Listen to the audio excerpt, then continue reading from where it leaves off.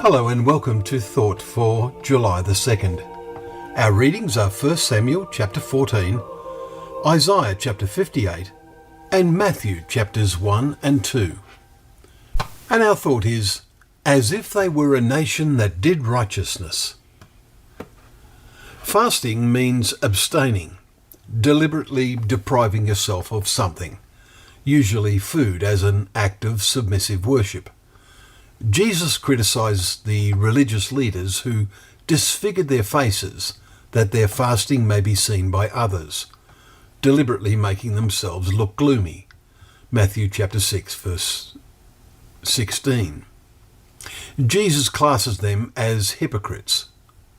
And what provoked our thoughts on this was the message that God gave through Isaiah in the chapter we read today. The prophet is told to declare to my people their transgression, chapter 58, verse 1. The Almighty observed that they seek me daily and delight to know my ways as if they were a nation that did righteousness, verse 2. The people question why God was not responding to such worship with blessings, asking, "Why have we fasted, and you see it not? Why have we humbled ourselves, and you take no knowledge of it?" Verse 3. The answer is in the next verse. Behold, in the day of your fast you seek your own pleasure. It was a ritual they went through. Their attitude and motive was entirely wrong. It did not change their ungodly behaviour. You fast only to quarrel and fight, we read in verse 4. That was the message. Does our participation in acts of worship and studies together of God's Word have a good effect on our behaviour? Is such participation totally genuine from our hearts?